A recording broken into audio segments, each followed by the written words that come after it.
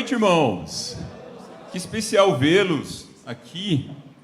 Vocês sejam todos bem-vindos. A gente vai iniciar hoje uma nova série muito especial. Já vou dar detalhes para vocês. Bem-vindos também aos irmãos que se reúnem nos seus lares. A gente sabe que tem muitos grupos que estão em casa para favorecer, o acesso daqueles que teriam mais dificuldade de estar aqui. Então, que a gente possa imaginar essa comunidade hoje toda conectada, presencialmente e também espiritualmente por meio das mídias sociais. Que todos vocês sejam bem-vindos. É importante a gente começar o ano do jeito certo. Eu estava falando com os meus alunos essa manhã, dos 9º anos, eles que estão terminando uma fase da sua vida, passando do ensino fundamental para o ensino médio. Eu falei, esse ano aqui, muita coisa lá no final vai ser determinada pelo Espírito e pela sua decisão de como você começa o seu ano. E essa é uma verdade para nós também. E eu acho que esse tema, ele é tão válido que nós vamos estudar nessa série, que vai transformar a nossa vida, se a gente mantiver o foco nas coisas que a gente aprender juntos. Isso vai transformar profundamente nossas vidas ao longo desse semestre. E a gente vai falar, eu não sei se você concordaria comigo, mas que todo ser humano, à medida que vive, adquire marcas em sua vida.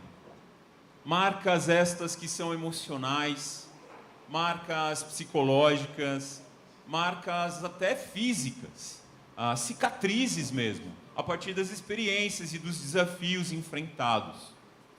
No ano passado, no final do ano, um amigo meu de futebol chegou e falou: Bruno, que cicatriz é essa na sua cabeça? E daí eu tive que explicar para ele que alguns meses atrás, eu tomando banho, senti uma casquinha bem aqui em cima na cabeça. E daí eu cutuquei essa casquinha e formou uma depressão, um buraquinho. Que coisa mais estranha é essa? Depois de passar pomadas, a coisa não cicatrizava. Eu falei, preciso de um dermatologista. Indo nesse dermatologista, ele passou um medicamento. Ele falou, depois de uma semana, se não cicatrizar, volte. Eu fiz como orientado, não cicatrizou e voltei. Ele falou, eu tenho mais de 99% de certeza que isso é um câncer. É um câncer de pele. É um carcinoma.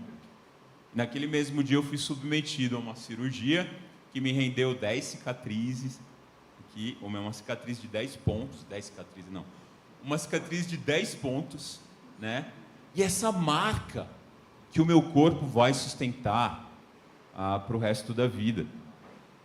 Então, quanto mais nós vivemos, naturalmente mais marcas tendemos a carregar no nosso corpo. Você concorda com isso?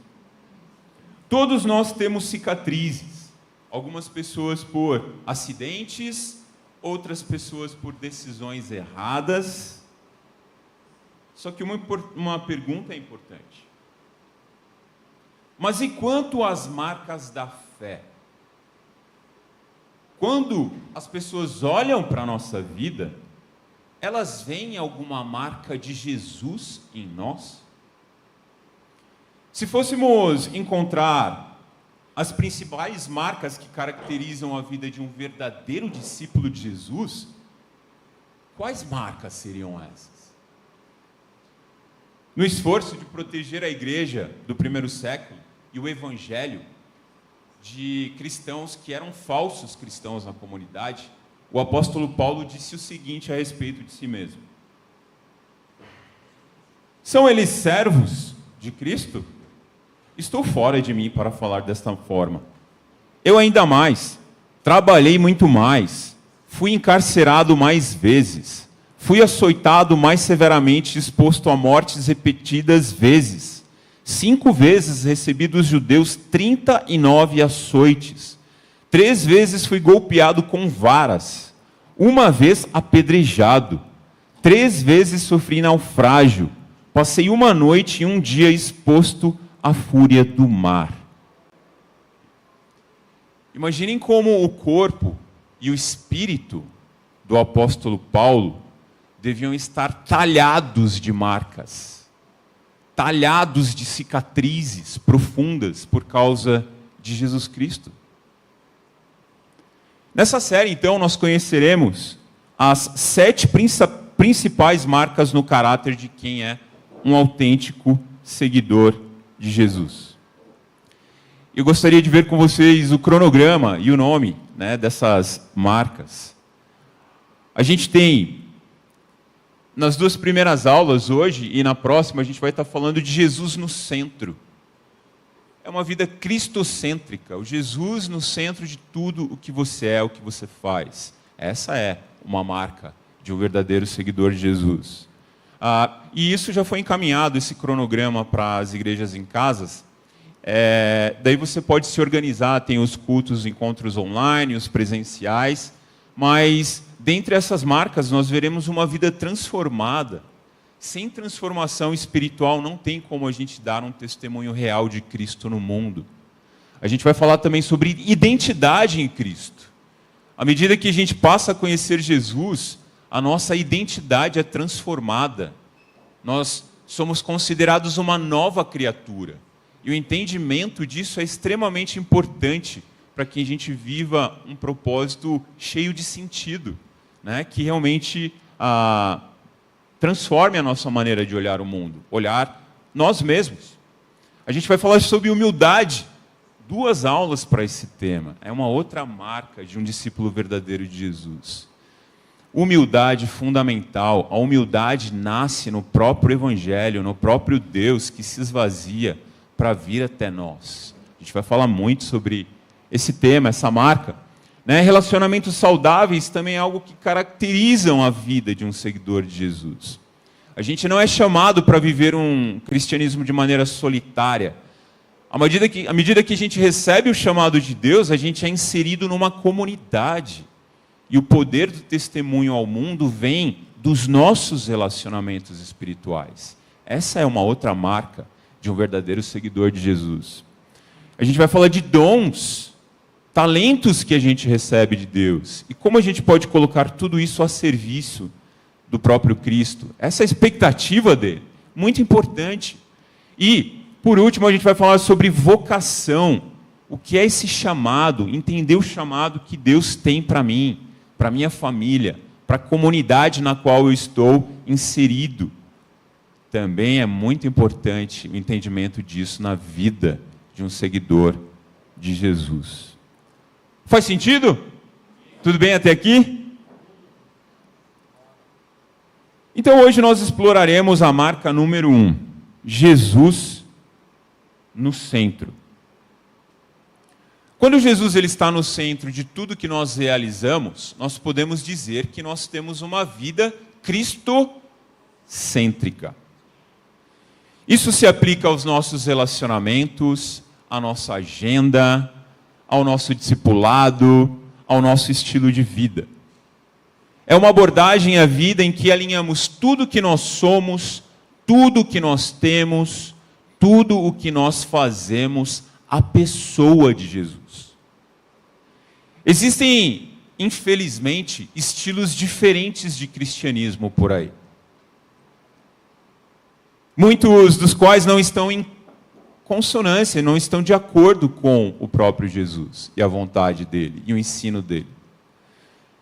Eu não sei se você já ouviu falar dos cristãos consumidores, para quem Jesus é um prestador de serviços espirituais. Eles o seguem mais por conveniência do que por amor. Não sei se você já ouviu falar dos cristãos espectadores, que adoram observar de longe, ávidos por conteúdos espirituais online, mas vivem desconectados do corpo, da igreja, sem servirem, sem tampouco se comprometerem com algo. Talvez você já tenha ouvido falar sobre os cristãos moralistas, para quem Jesus é um padrão ético, mas não um Salvador crucificado. Obedecem externamente, mas não experimentam quebrantamento, não experimentam arrependimento, nem a graça de Deus. E os cristãos agitados? Eu tenho que tomar cuidado com esse cristianismo falso, para ser bem sincero com vocês. Que estão sempre ocupados das coisas de Deus, mas distantes de Deus. Substituem comunhão íntima com Cristo por produtividade. E por último, tem outras formas. Mas e os cristãos seletivos? Já ouviu falar deles? Os quais aceitam parte do Evangelho, mas rejeitam o que os confronta, seguindo Jesus até um ponto em que ele contradiz as suas preferências.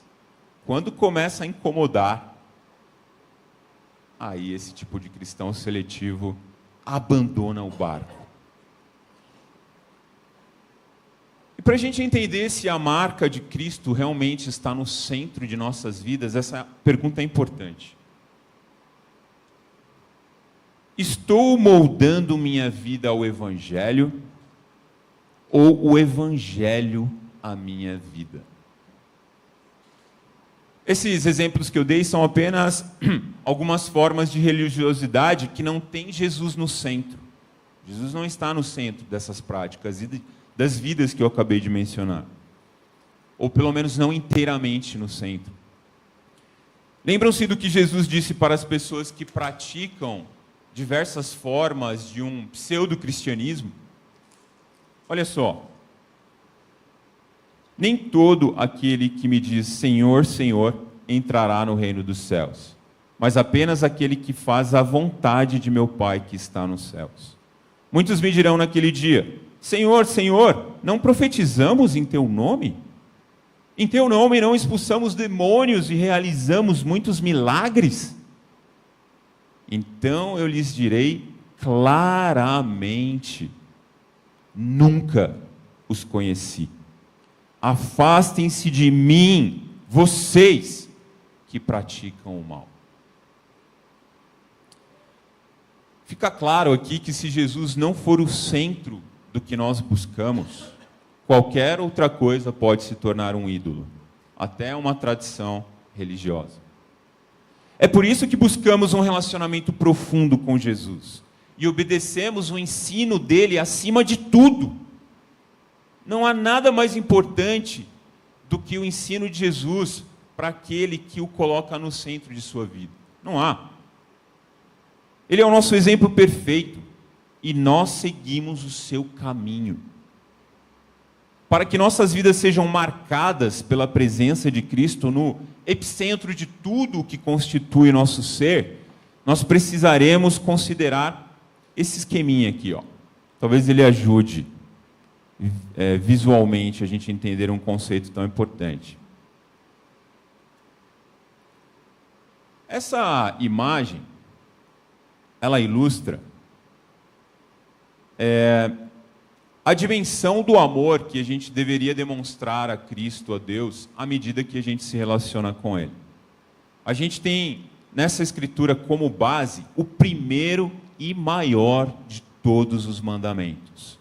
Você vê aí, né, a figura do coração, de uma cabeça e de mãos. O que tudo isso simboliza? Vamos ler o mandamento. Ouça, ó Israel, o Senhor, o nosso Deus, é o único Senhor.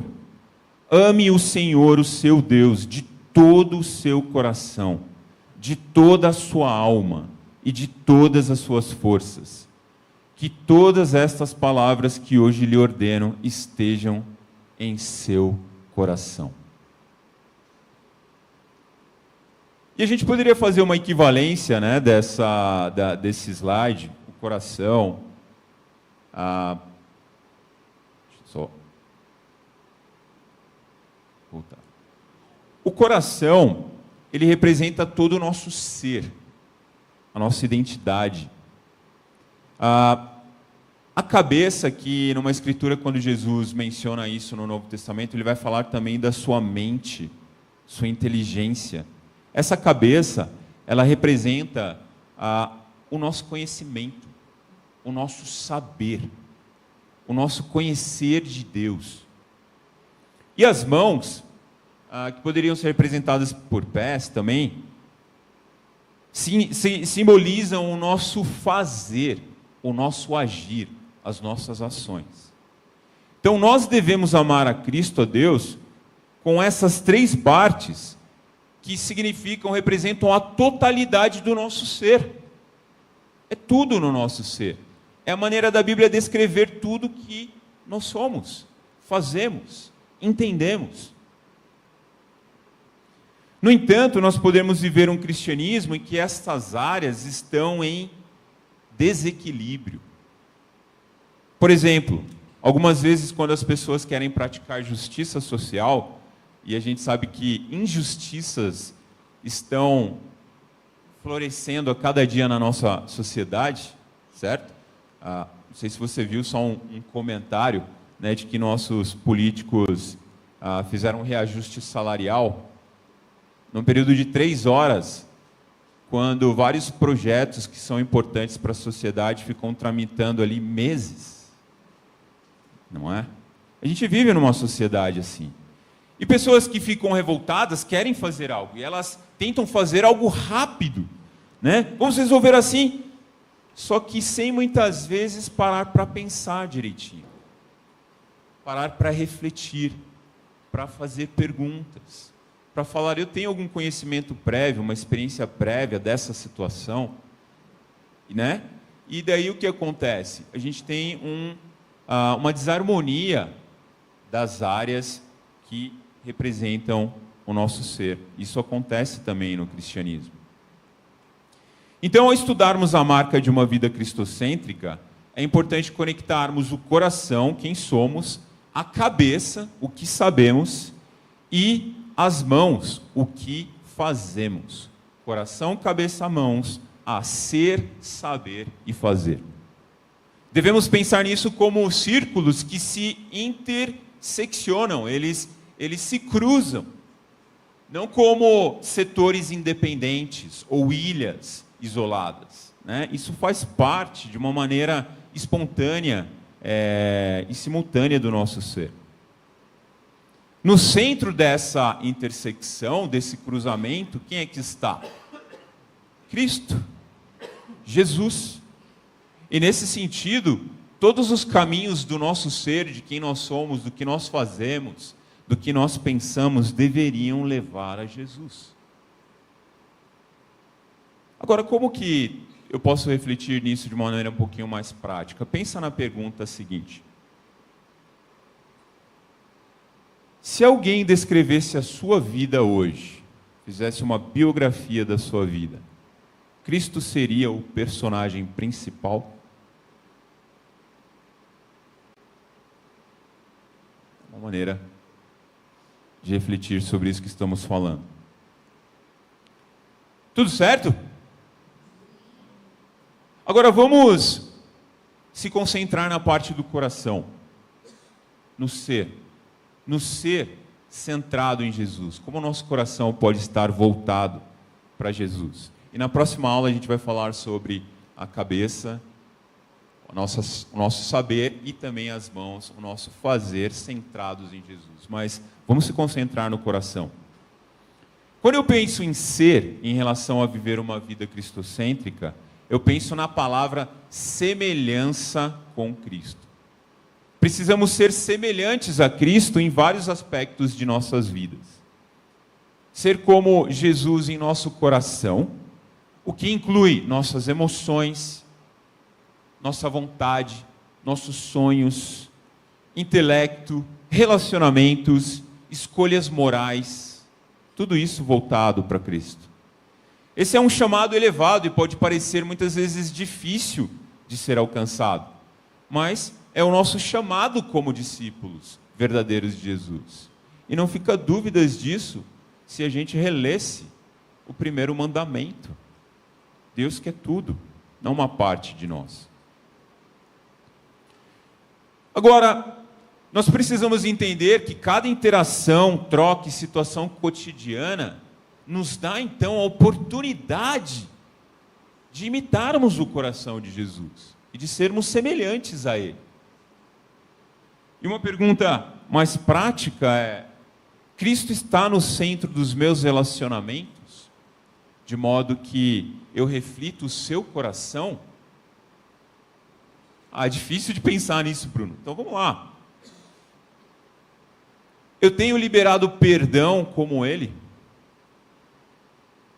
Eu tenho demonstrado generosidade como ele?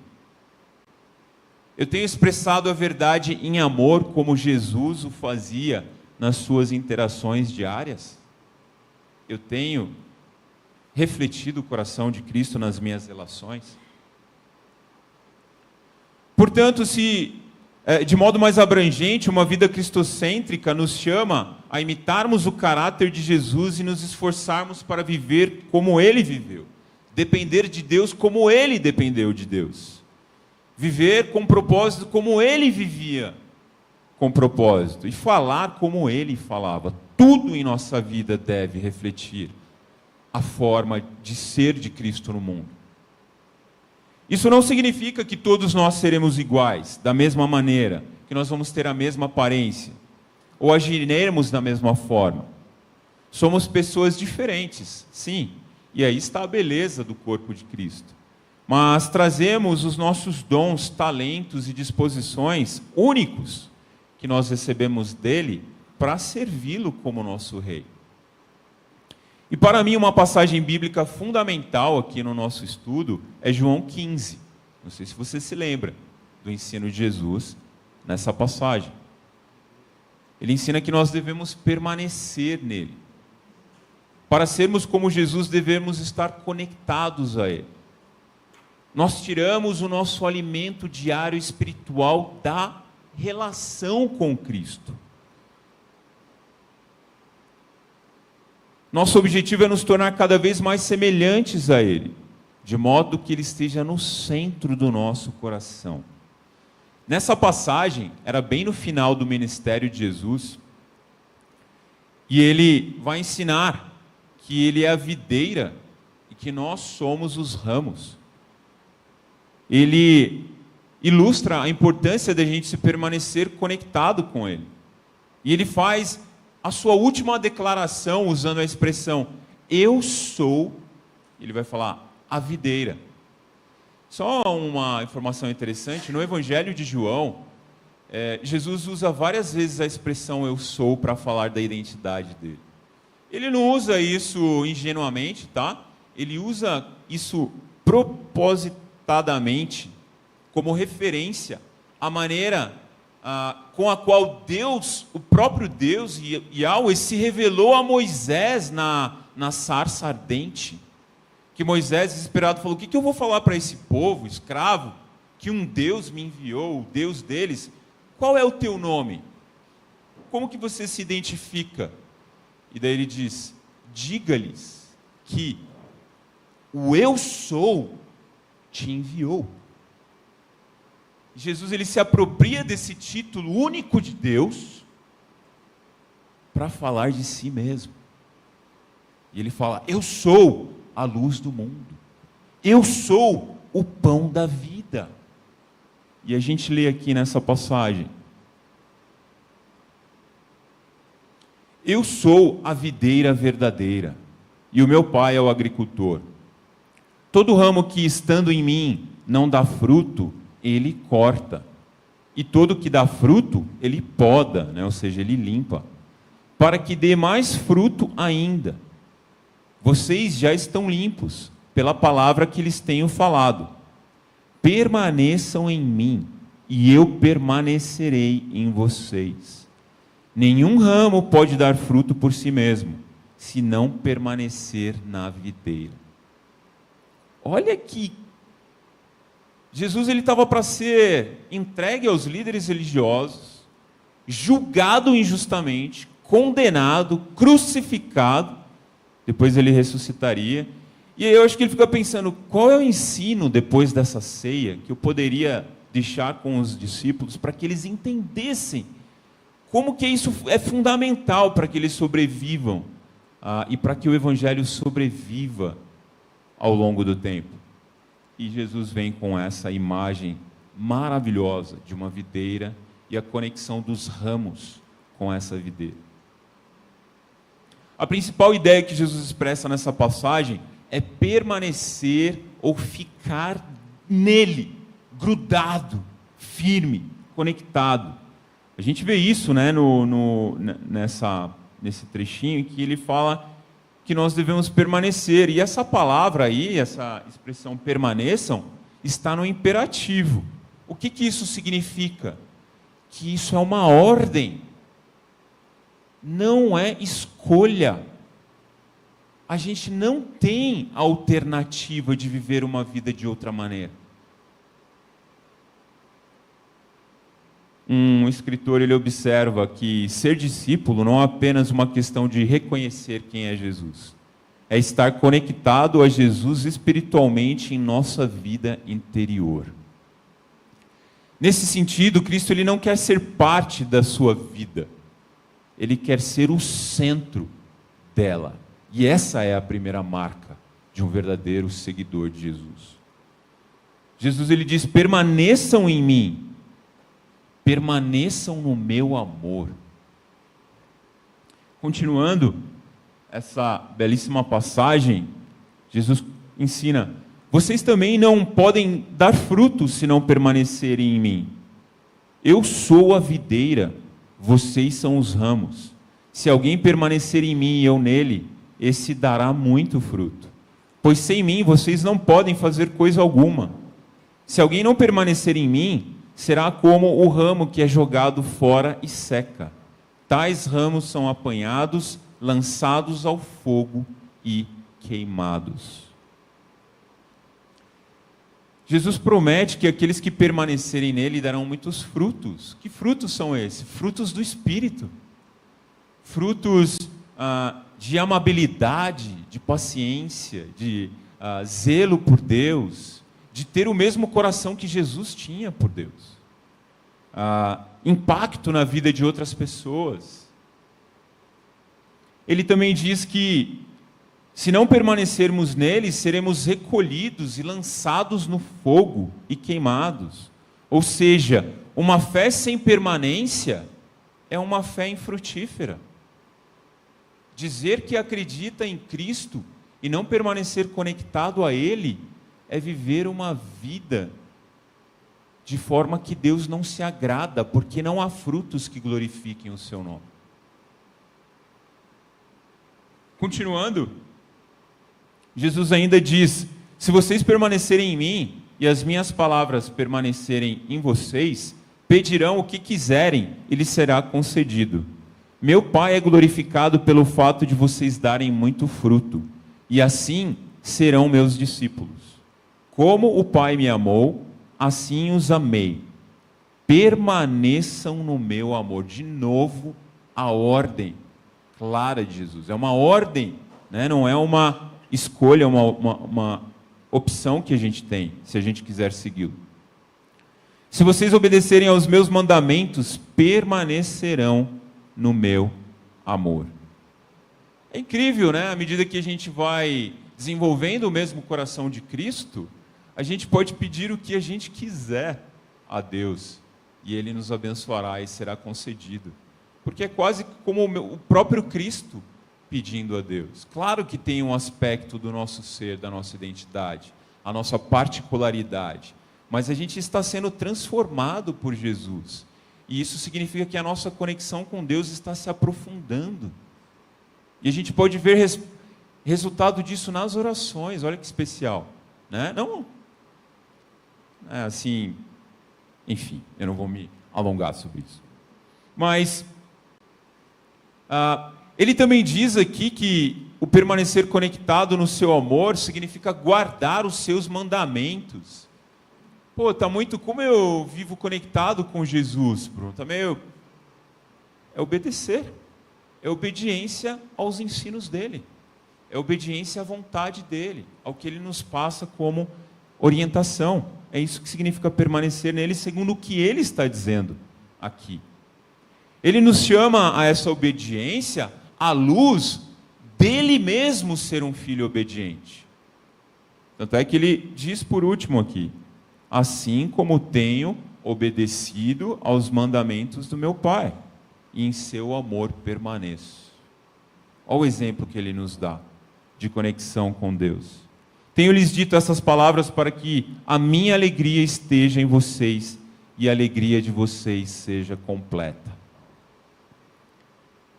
Interessante o fruto da alegria surgindo na relação com Cristo, na permanência nele. E olha só, hein? A promessa de uma alegria completa. O mundo nos promete muitas coisas, mas só Cristo, numa relação íntima com Ele, pode nos dar a alegria completa. Então vamos lá. Permanecer na videira é o que está na essência de um coração cristocêntrico. A marca de um verdadeiro seguidor de Jesus. Pois nós permanecemos conectados com Jesus e essa conexão nos permite conhecê-lo. Olha lá a ideia da cabeça. Nos permite viver para Ele. Olha lá a ideia das mãos. Nos permite ser como Ele. Olha a ideia do coração. Só para a gente ilustrar um pouquinho e fazer um contraste aqui de uma vida cristocêntrica e uma vida egocêntrica, ou seja, uma vida em que o eu está no centro. Olha só como a gente pode comparar aqui os dois tipos de vida e a qualidade dessas vidas. Então, uma vida com Cristo no centro, a pessoa vive para glorificar Jesus. Agora, aquele que é egocêntrico usa Jesus para resolver os seus problemas. Notou a diferença? O verdadeiro discípulo vê Jesus como Senhor, Salvador e centro de tudo. Aquele que é egocêntrico vê Jesus como uma figura admirável, mas distante, não tem conexão, não tem relacionamento com Cristo. Aquele que tem uma vida cristocêntrica permanece, ele tem uma vida rendida, enquanto que o outro demonstra um orgulho disfarçado de piedade. É uma religiosidade que, na verdade, esconde uma vida que não é transformada. O que tem a vida cristocêntrica busca obedecer sem sentir. E o outro busca sentir sem obedecer. Porque a confiança está em si mesmo e não na palavra de Cristo. Aquele que tem a vida cristocêntrica apresenta uma semelhança com Cristo, porque ele permanece em Cristo e isso gera frutos do Espírito. Enquanto que o egoísta, egocêntrico, se você conhece um pouco mais da vida dessa pessoa, você vai ver contradições, você vai ver incoerências. A pessoa fala uma coisa que não é. Ela vive algo que não demonstra. Hipocrisia. O verdadeiro discípulo diz: eis-me aqui, com fé, com esperança, com um olhar confiante em Deus. Enquanto que o outro diz: o que eu ganho com isso? Então, só para ilustrar os dois tipos de vida. Parte disso significa, se a gente entende o que é essa marca de uma vida com Cristo no centro, significa a gente viver no presente e abraçar o agora. Se virmos a vida como uma série de agoras, então, agora nós estamos aqui no culto e eu vou me concentrar, eu vou dar todo o coração para entender mais de Jesus, sair fortalecido daqui.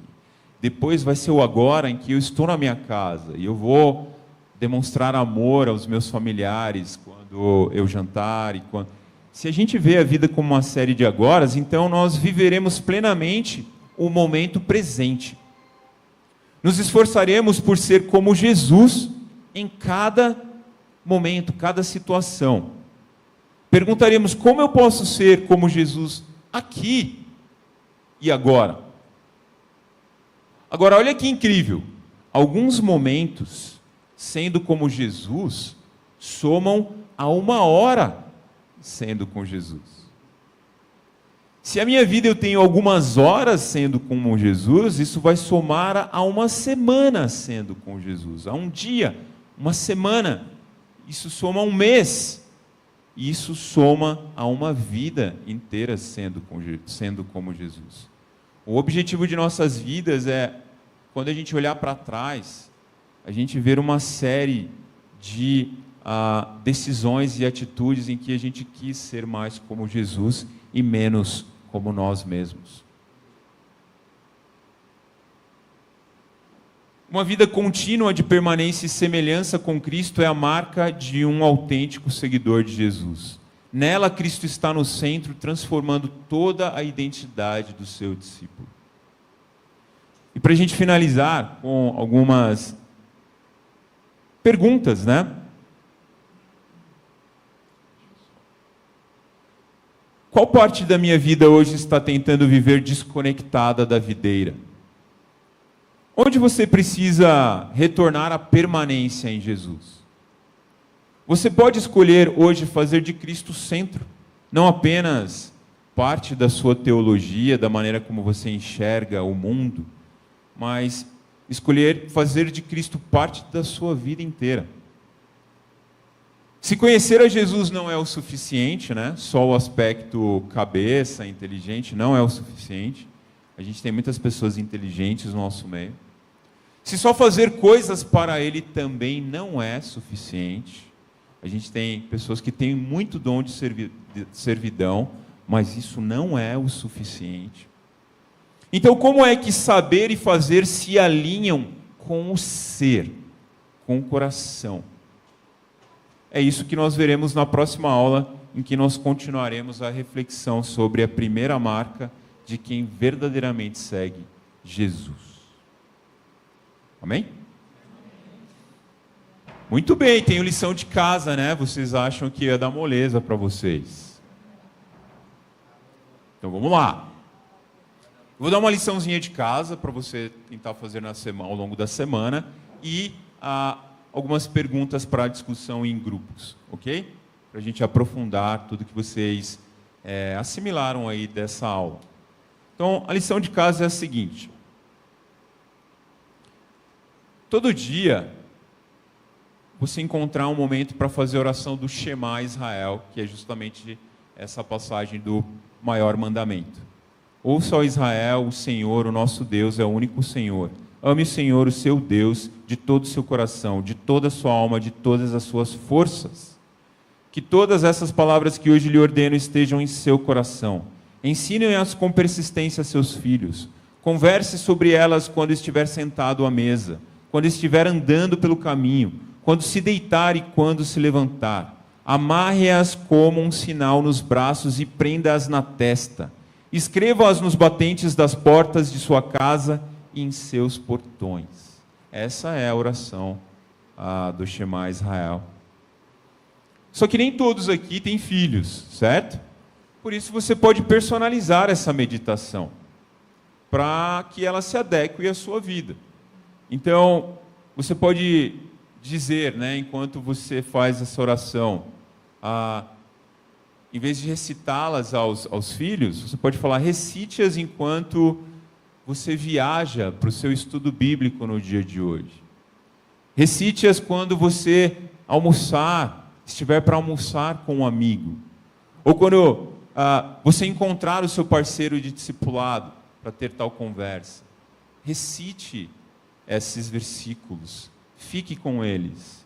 Acalente-os no seu coração. Né?